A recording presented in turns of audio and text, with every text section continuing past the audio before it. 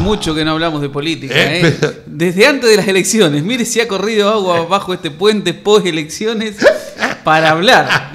Hay mucho para hablar, ¿no? Pero bueno, lo que quería reflejar en este momento tal vez no es tanto puntillosamente de algunas cuestiones políticas, ¿no? Sino sabemos que, y lo puedo comentar a la audiencia, que usted ha tenido... ¿Por qué no? Yo no oculto nada. Digo que hay muchos que ocultan los viajes, que no pueden demostrarlo, ¿no? Sabemos que ha viajado a Rusia. Así es. A Rusia y a Inglaterra, ¿no? Sí. Hemos viajado con el doctor Fernández, que vos lo has tenido acá, a él, ¿no? Exacto. Sí. A Rusia quiere ir toda la gente el año que viene por el Mundial de Fútbol, pero usted fue antes. ¿Va a ir usted al Mundial o no?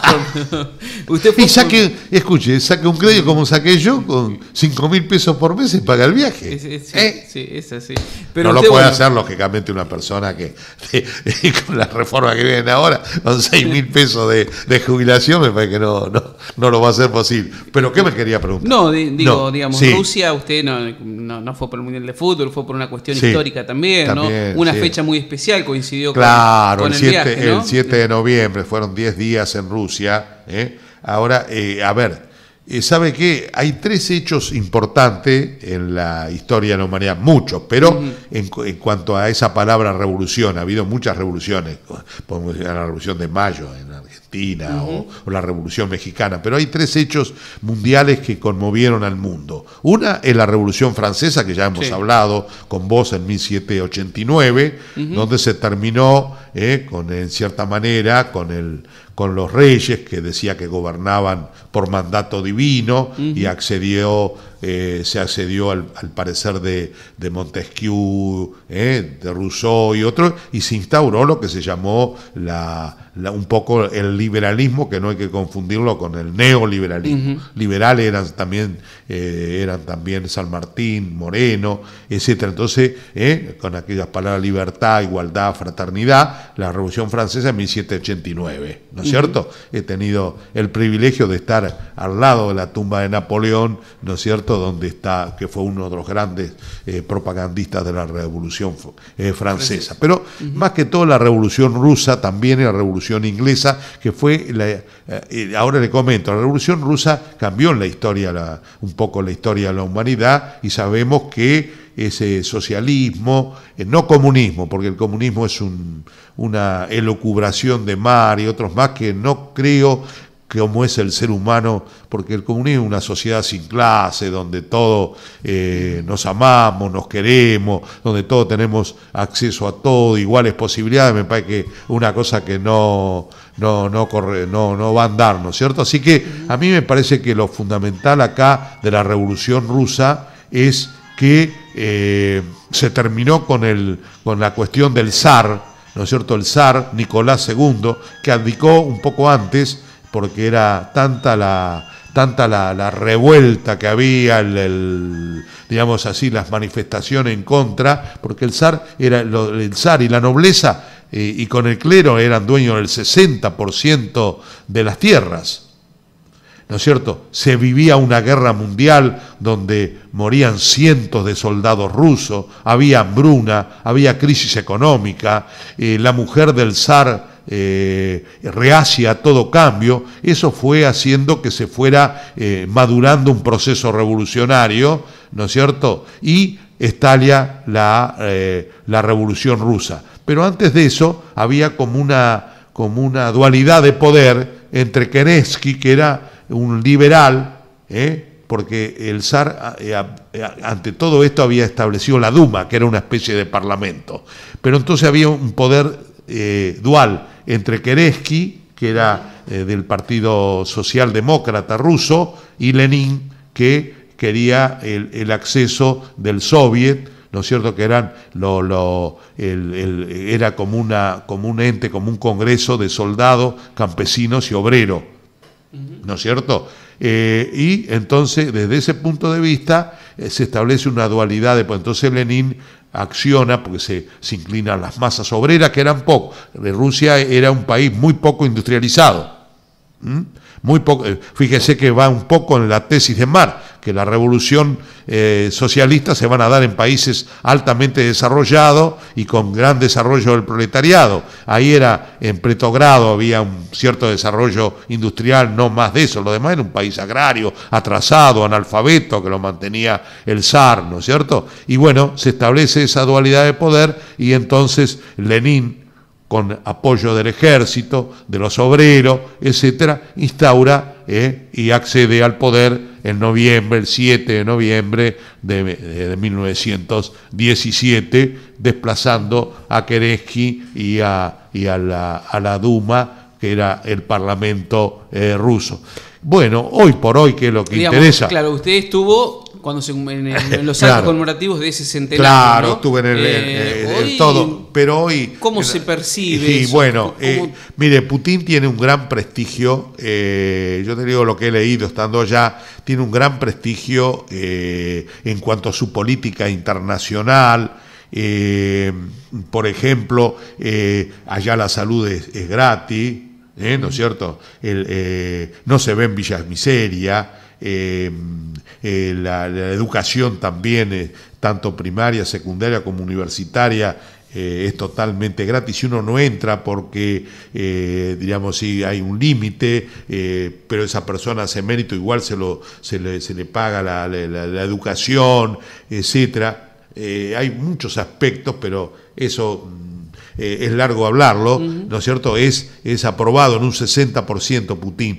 Lo que hay es, lo que uno rescata de la Revolución Rusa es los ideales que trajo de justicia, ¿no es cierto?, de igualdad, de acceso a todos los bienestares que trae el progreso tecnológico. Después se desvirtuó con Stalin. A Stalin lo reivindica también Putin en cuanto que trató de mantener, a pesar de que Stalin fue un asesino, digamos así, es cierto, ¿no es cierto?, que asesinó, persiguió a la dirección revolucionaria que acompañó a Lenin, lo persiguió a Trotsky, ¿no es cierto?, que lo hizo matar por mercader en Coyoacán, en México, y a toda la dirección revolucionaria que habían llevado al máximo los ideales de Lenin, que muere por un accidente cerebrovascular en 1924. Entonces hay una lucha entre Trotsky y Stalin, pero se impone Stalin y después. Pero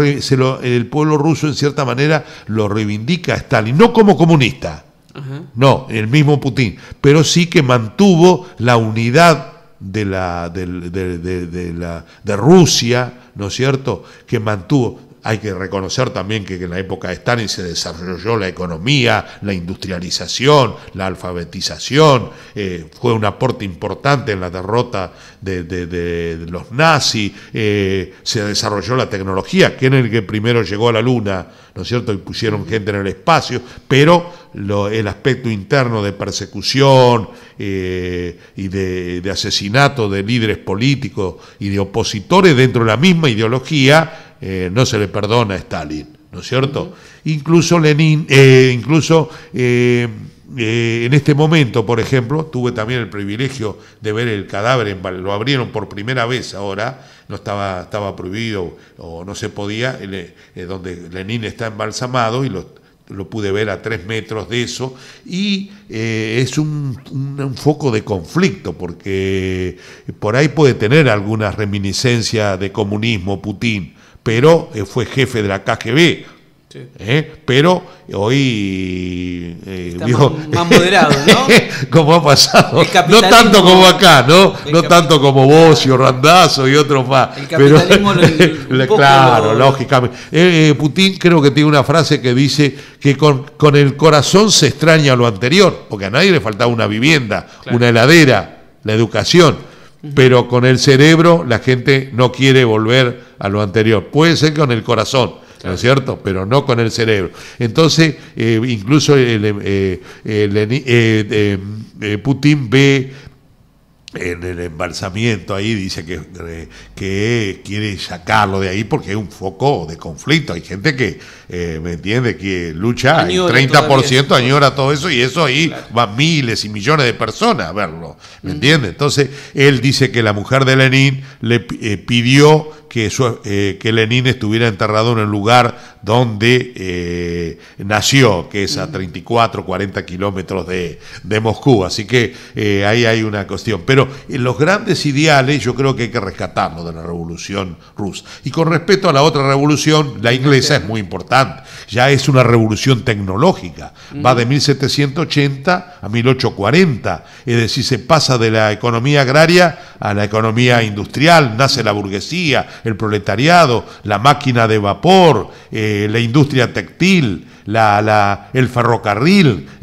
Todo eso es inglés, ¿no? No me voy a detener demasiado porque usted no tiene mucho tiempo, pero son las tres grandes revoluciones que a mí me interesaba sentirla en carne propia, ¿no? La francesa, la inglesa y la rusa. Hay mucho más para hablar, ¿no? Bueno. Y de ese recorrido que hizo por estos países, ¿cómo se ve la Argentina desde allá, desde lejos, desde Europa? ¿Cómo la ve? ¿Estamos tan mal como parece? Y mirá, hay cosas que uno se puede enterar de la Argentina más allá que acá. Sí. Los diarios, porque vos viste la que está pasando en la Argentina. No hay voces disidentes. A las voces disidentes, cosa que no ocurría con el peronismo kirchnerista. Había voces críticas. Pero acá, Navarro, a Víctor Hugo últimamente. Ahora anoche no escuché a Silvestre ni a los demás periodistas, que lo sacaron también. No, estuvieron de paro en el día de ayer. Estuvieron de paro. Bueno, los empleados de la televisión. Buena noticia me das vos. Bueno, así que los diarios, como se lo ahoga con la pauta publicitaria, no se le manda. Hay todo. Quiero jueces amigos. Cuando este señor había dicho que venía para purificar el Poder Judicial, para que no obedeciera al Poder Ejecutivo de turno, está haciendo todo lo contrario, como hizo tantas cosas que lo hemos comentado con vos, ¿no? No sé, vamos a ver ahora qué pasa con el Mundial. Sí, se nos conoce más con Messi que por sí, y en lo nacional, y con Maradona. Claro, en lo nacional días complicados también con las reformas que se intentan, ¿no? La reforma laboral, previsional, impositiva. Yo creo que no van a pasar por el Congreso, no van a pasar por el Congreso porque hay una fuerte oposición, es un retroceso muy grande. Fíjate vos, aparte están, ya la pesada herencia no le sirve, ¿viste? Pues si hubiera sido tan pesada la herencia, no le hubieran dado tantos créditos como le dieron. Y hoy, por la política económica y cultural de Macri, se ha convertido en un país frágil. Es el segundo país frágil en su economía. No hemos endeudado ya en 300.000 millones de dólares. ¿Cómo vamos a pagar? Si vos te endeudás permanentemente, vas a llegar a un momento que vas a perder todo, porque no vas a tener capacidad de pago. Es decir, que las premisas que teníamos nosotros, ¿te acordás? Las 4D que yo hablaba, democratización de la política, no se ve porque están silenciando todas las voces, y antes, dentro de todo, había. Después la otra D, la de desendeudamiento, esto lo están haciendo al revés, ¿no es cierto? La distribución, la otra D de la riqueza, antes... si bien el peronismo kirchnerista no solucionó de fondo los problemas, hay que ubicarse. ¿Cuánto era la pobreza cuando asumieron Néstor Kirchner en la crisis del 2001? Era 54%, se bajó al 32%, estructuralmente no se solucionó. Bueno, pero ahora no creo que vayamos hacia eso, ¿no es cierto? La distribución de la riqueza se salió mucho del bolsillo del pueblo para ir a pasar a las transnacionales, a los grandes sojeros, a las mineras, etcétera. Y la otra del desendeudamiento, vemos que no se va, al contrario, se está haciendo todo lo contrario. ¿Y por qué explotó en el 2001? Entre otras causas, por el gran endeudamiento. Y después el otro aspecto que fracasó el peronismo kirchnerista, que fue la desprimarizar la economía. Siguió siendo concentrada como antes. Es decir que acá yo creo que no vamos por el camino correcto, ¿no? Fíjate ahora lo que ha pasado. Se ha asesinado a un señor a un compañero del sur, de la Patagonia. Se le está sacando el derecho a los pueblos originarios, nuestros hermanos, como decía San Martín. Se asesinó a Maldonado, se mantiene, se ha roto la Constitución. Se ha destruido la institucionalidad del país, se ha violado la Constitución. Muy bien, yo no pongo las manos en el fuego por debido, ni por Cristina tampoco, ¿no es cierto? Por decir, ni por vudú, ¿me entendés? Pero vos no podés ponerlo preso, vos tenés que indagarlo, procesarlo, demostrarlo que es culpable, es decir, condenarlo y después ponerlo preso. Acá no se puede hacer lo que se está haciendo. Y como si ellos no tuvieran corrupto. ¿Cuántos del gabinete están procesados? ¿Quién encontraron a Caputo ahora? ¿No salieron a buscar el dinero acá y encontraron el dinero de los Macri en las cuentas offshore, en los Panama Papers? ¿No es cierto? Entonces hay un poder judicial que no es imparcial, es parcial, obedece a los editoriales y a los títulos que le da La Nación y Clarín. Entonces eso no es. Que lo ha sido siempre, también hay que decirlo, el Poder Judicial, ¿no? Ha sido, sí, posiblemente. Lamentablemente, sí, ¿no? Sí, lamentablemente. Fíjate vos que en Brasil existe, pero no totalmente, porque fíjate vos que el jefe de la Cámara de Brasil, no sé cómo se llama, que fue un inventor y cosa de la compañera Rousseff, que no se la destituyó por corrupta ni nada, sino que sacó plata de Radio Líder, por decir, y la puso para limpiar la calle, por decir, ¿no es cierto? Ese está preso ahora 10, 15 años la justicia. Acá no, es una parcialidad total, es un partido más. Es decir, que Macri está protegido por lo mediático, no me lo pueden... y usted me debe una promesa, invíteme a cualquiera de Cambiemos sin agredir, sin odio, sin grieta, a discutir acá tomando mate ciertas cosas. Usted ha hablado, pero no toman no agarran el guante. Usted sabe que yo no agredo a nadie. Claro. Usted me ha sentido agredir a alguien, yo nunca agredo a nadie, ni hablo con odio, ni nada. Pero es evidente eso, la única realidad. La única verdad es la realidad, decía Perón, ¿no es cierto? Sí, así que, bueno, si querés seguimos. Y se nos fue el tiempo. Se nos fue el tiempo. Ya lo tenemos a Gustavo que va a salir. ¿Qué hace Gustavito? Desde exteriores. ¿Qué hace? Nota, así que la vamos a dejar la charla, espero que no pase tanto tiempo. Y bueno, por ahí antes de fin de año, ¿te parece que hablemos antes que no hemos hablado? Sí. La actitud ante la muerte, ¿qué pasa? ¿Cómo no? No es un tema que es bueno, pero